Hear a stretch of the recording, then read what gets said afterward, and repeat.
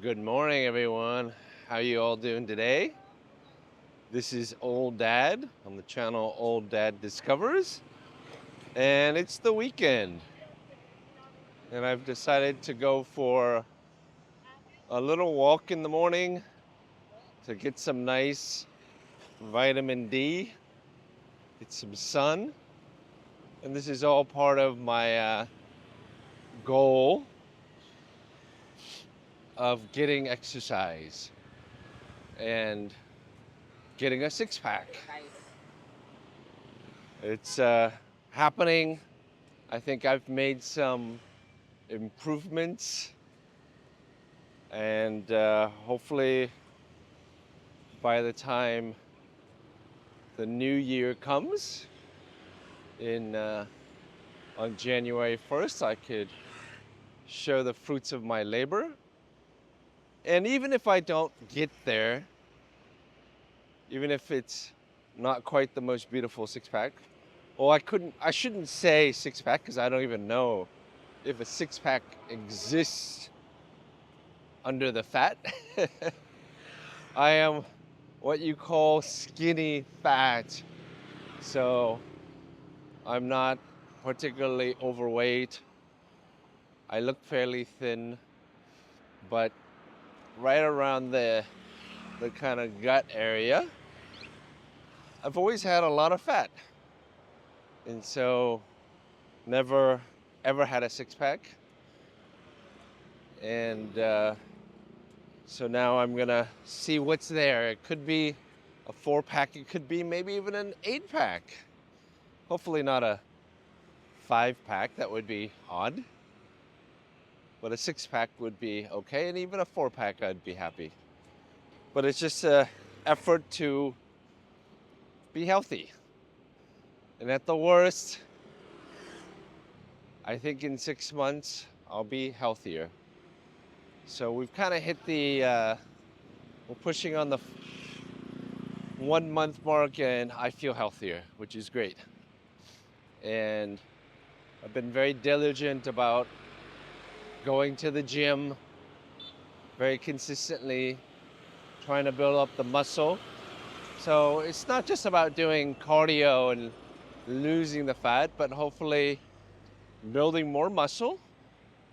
And I'll try to get into the uni to run the test, the in-body system test, to get an indication where I'm at every month. So the last time I went was a day after my birthday in June. So I'll see if I can do that, get in there on the 23rd of July, which, it's coming up really soon, to see where I'm at. And if I put on muscle, and if I've lost any fat, which would be awesome. But again, it's the whole purpose is to be healthier, to live a longer life, to be around for my kids. So that's the main goal. But I want to talk a little bit about something that maybe I've been avoid talking about, or I haven't talked about yet, especially for Old Dad, is Old Dad discovers research. Woo! That's a hot topic for me because it's been a very long journey doing research, particularly for my PhD. Well, what is research? Well, let's just start with search, right? Search is to try to find something, discover something. And I would say research could be seen as to go back and relook for something, or to try to find something, to search for something again. And I find that's appropriate. And research is also a systematic way of investigating something, investigating a topic, looking at sources and materials to try to discover new knowledge. So I think that that's what I've been trying to do is find new knowledge. And in particular, the research I've been doing has been part of a PhD, a what we call a practice-based PhD, which is a form of PhD research where you look at the practice that you do and you try to find new knowledge in re-looking at your practice and the way that you work.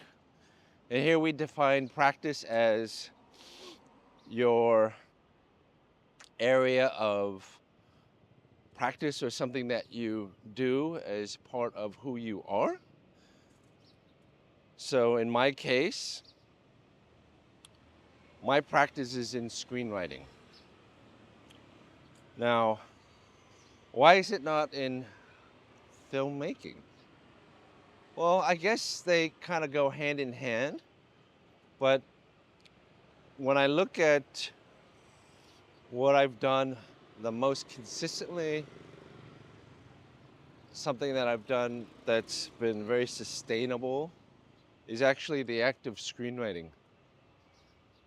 To date, I've written over close to a dozen feature screenplays, whereas in terms of my filmmaking, it's been spotty at best, in the sense that what I have liked to do is to obviously make feature films, but that's been, few and far in between in terms of opportunities, because to make a feature film, you require funding. You require funding in order to execute or produce your film. And to date, I've written and directed 2 feature films. They did not do particularly well at the box office, and hence the opportunities haven't been overflowing, let's just say that. And I sold a screenplay, so that got produced into a feature film. And that wasn't a great experience, and I think I've talked a little bit about it before, but obviously um, I've taken a lot of time to kind of process that, because it has been a pain point in my life, and that probably kind of restricted me or turned me off to the idea of writing and selling screenplays. And part of it is I think I'm a bit too close to it, in the sense that I see the work that I produce, and I'm sure a lot of screenwriters feel this way, is it's like you having a baby and you hand over the baby to someone else to execute or to take care of, and they do something very different from what you had envisioned. And it's so painful to see how your child grew up and turned out. That's so different from how you envisioned how you would have taken care of your child. But, it is what it is. And when you do, I would say, sell something, then it belongs in the hands of that person and their vision. And I'm sure that there are constraints to kind of making a film, And so I've got to step back and say, okay, that's just part of the process. And sometimes things just don't turn out the way they even envisioned it, for this reason and that reason. And in making a film, there are a lot of things that you have to consider: budget, you have to consider how it's going to do, because you're trying to obviously make money, from and have returns for your investors. And so you have to make decisions with regards to that. And I'm sure those considerations came up, and sadly, um, sometimes you have to make compromises. And so I guess, turned a new leaf in terms of my thinking and my feelings and processed it. And I'm in a new place, which is good because I think the journey is about moving forward rather than, I would say, being traumatized by something that happened. Because at the end of the day, we've all got to move forward, and we've all got to continue to create. And that's part of the research process for me, is me engaging in the research in the PhD was to refine my practice, which I kind of stepped away from for quite a number of years, particularly because of, if you want to say it, the trauma, um, and kind of refound my legs in this practice-based PhD to re-engage with screenwriting. And I think I'm the better for it, in the sense that I've written a screenplay as part of that practice-based PhD, which has two parts. So there's the actual research artifact part, which is, for me as a screenwriter, the screenplay. And then there's the second part, which now I'm engaged in. I should have probably been engaged in more all throughout the process, and I've done probably variations of it, but not to the extent I probably should have, because I was still trying to comprehend the whole notion and the whole system and the whole process of writing what we call the dissertation. And in the case of a practice-based PhD, it's writing about how I went about writing the screenplay. What were some of the theories or concepts that underpinned the way in which I went about writing that screenplay? So then I can better understand my process, but also to better understand how potentially theories and concepts in the way in which you conduct the research, in terms of your methodology, what were the things that I was able to learn from that? What was some of the new knowledge that I'm able to produce from going through this process? And did I achieve what I wanted to achieve in terms of the goal that I set, or the investigation that I decided to engage in? So what was my aim? Was it achieved through the research? Or sometimes it isn't achieved. It's a failed, um, I wouldn't say a failed investigation, but it was a failure in terms of what I thought it should be. But what was the reflection on that process? And what did I learn from it? What did I gather from it that will then lead to further investigations? And of course, a big part of this learning process is also, where do I sit, amongst the other people who have also done research in screenwriting? Because I would say research in screenwriting is a fairly new field, especially when it comes to practice. I think it's about just over 10 years old.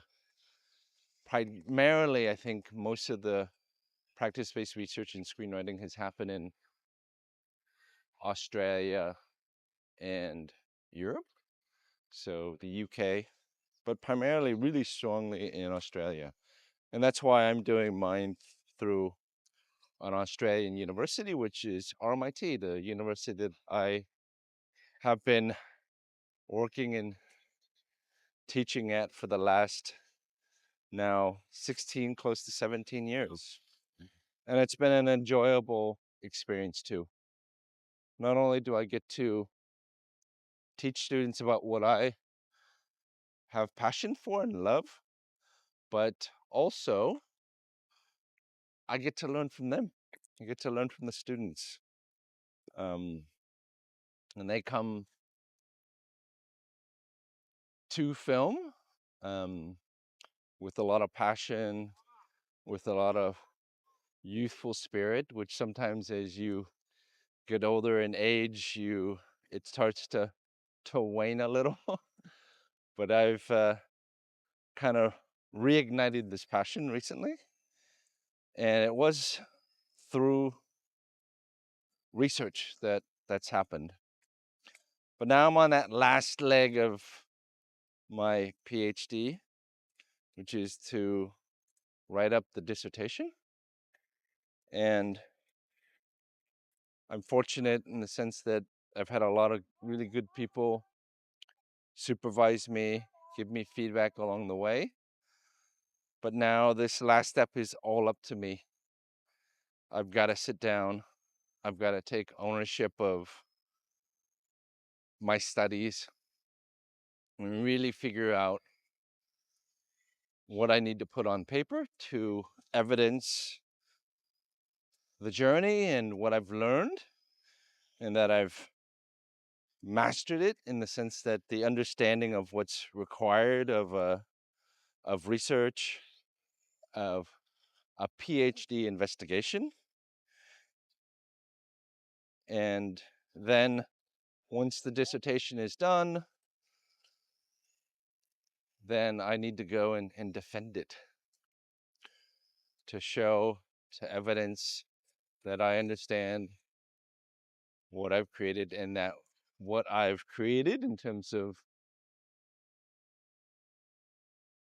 the screenplay and also my investigation is new knowledge that can be shared with others so that they can do further investigations on their area of study. And hopefully what I do also contributes to, again, screenwriting research. And it doesn't have to be huge, which in my head was what I was thinking it needed to be. Could be extremely nuanced, could be specifically about a niche area, such as for somebody like me who is a Vietnamese American, in terms of citizenship and in terms of, I would say, how people would describe me. Um, how does that sit in the realm of screenwriting as I practice my screenwriting in Vietnam, where I currently live and intend to be for the foreseeable future? I love it here. I think Vietnam is an exciting place to be. It's still got a very young but growing industry that's still extremely viable. Young people still, I would say people in general, still go to the movies and discover stories. And I think that Vietnamese stories need to be told. And so I'd like to position myself as a storyteller and who has always wanted to and has always told Vietnamese stories, whether I was living in the US, where I grew up for most of my life, and now living in Vietnam, telling stories about Vietnamese people, Vietnamese culture, and hopefully sharing them with the world.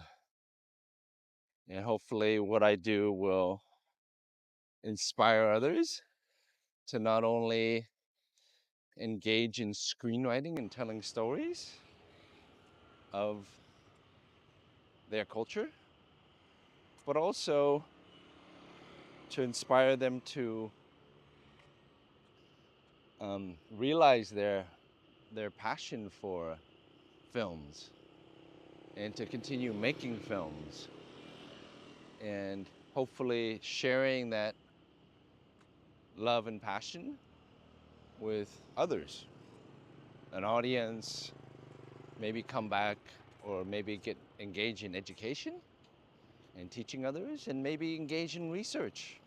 Maybe they've got something about what they do that they can share that will also, again, provide knowledge for others to learn from. And I'm fortunate in that I get to do this. And so it's been an enjoyable journey, a long journey, I have to say. Been doing it since 2017. And it's a difficult journey, let me tell you. It has not been easy. And I take full responsibility. I feel like some of that it's my fault. And it's just my lack of understanding of what research is all that time. And now spending, I would say, the last couple years to really get my head around it and be able to do it well. Because I want to do something that I'm proud of, that is meaningful for me, but is also valuable for others. So I'm hoping, and not even hoping, but within this year I've got to finish, or within a year. So some major targets in terms of my health, the 6-pack in 6 months, but also PhD within a year. So throwing it down here because I have to do it. I want to do it. I've got to put the time into it. And so I will share my journey, the ups and downs, obviously the early failures, the learnings, the progress. Share a little bit about the screenplay that I wrote as part of my PhD thesis, which I hope, to get the opportunity to produce, to realize into a film. That would be an amazing culmination to a life's work. It's a screenplay that I feel really strongly about. But I realize I've got to finish this PhD first before I set that into motion. So please be patient and bear with me. I've worked with a young team of translation and interpretation students who helped me to produce a Vietnamese version of it. Because for me, I write in English. It's the language I feel the most comfortable writing in. And I've had it translated to Vietnamese, but I'm just gonna hold my horses for now and get this PhD done before I take that out and try to make it into a film. And for those who make films, making a film is not easy. It's not easy to get funding for it. It's not easy to then assemble the team to make a film, and it takes a good 2 to 3 years of your life in what we call pre-production, or pre-producing it, producing it, the post-production, and then obviously after that the marketing, the distribution of the film. So I've just got to be patient. I've got to be focused. Finish the PhD first, and then come at it. So a lot of things running in parallel for me. in terms of taking care of my health, living a good, healthy life, but constantly pushing the boundaries of my mind so that it will last me a long time into my older years. And to continue to share my experiences, different types of experiences to students in my classroom, but also on this channel, Old Dad Discovers, because research has been a big discovery for me. It's absolutely necessary, especially in academia, but I would say it's enriched my life. It's forced me to think very differently from just being a practitioner and obviously writing stories and writing stories that are marketable, but writing stories that have a little bit more depth in terms of the philosophy, in terms of the thinking. And I think that the screenplay that I wrote during my PhD studies is very different from how I would have written it had I written it years ago when I first came upon this story. And so I'm proud of the work that I've done. And I think that in this last year of writing up my dissertation, I'm sure there will be a few more nuggets to discover that will impact maybe even one more draft of the screenplay. And the screenplay is definitely different than how I would have written it, again, many, many years ago. So I'm really happy with how it's turned out and what it's going to become. And if ever gets to the screen, and I surely hope it does, I think an audience would really be moved by it. I'm into drama. I'm into telling dramatic stories, so I want to move people with the story that I'm going to tell in a way that they've rarely been moved. So, and it's all in the name of bringing more attention to Vietnam in a way of sharing my Vietnamese heritage and culture with everyone. Not only for a local audience, but for an international audience as well. But that's the dream for now that I'm sharing as I go for this walk, and I'm at the SECC, which is the convention center where lots of interesting events come through. And it's a nice place to walk because there's actually sidewalks to walk on that are fairly safe. And I've heard many people say that if you walk and you talk like I do, it's also very good to stave off Alzheimer's, dementia, and everything. So I think that I'm doing double duty. I'm not only sharing knowledge, but I'm also sharing a way for people to engage with others. Maybe not through a camera, but walk with other people and talk. And that way you're extending your brain life as well. Because that's very important. It's not about just having a strong physical body, but a strong mind. So it's having both as you grow older.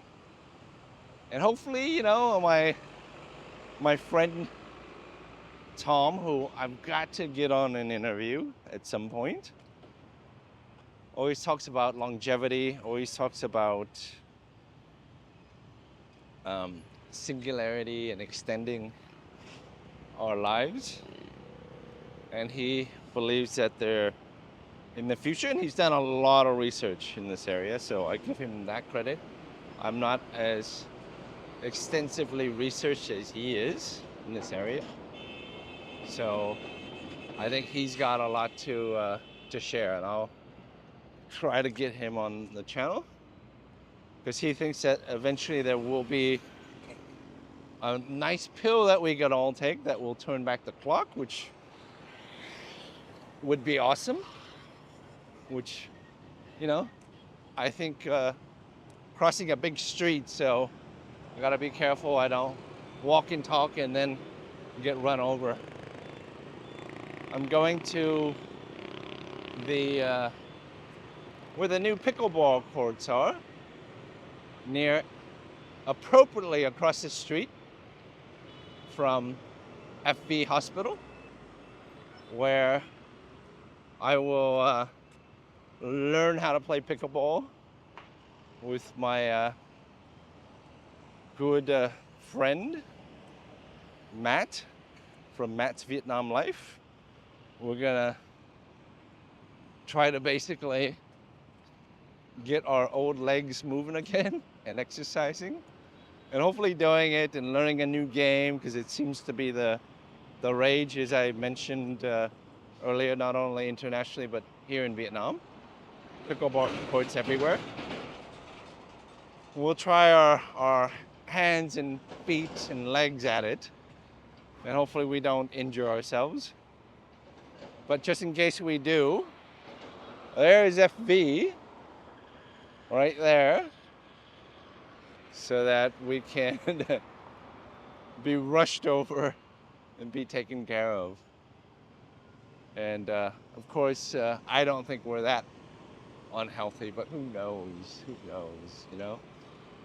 And it'll be fun. It'll be something new for us to learn, and new for us to share with the audience. And maybe those who have already played it can share a little bit of their thoughts on pickleball. You know, I would say a former tennis player, played in high school. Wasn't the greatest, but I think that will help with playing pickleball. So it'll be, again, another venture that I'll engage in and learn from and share. But anyways, for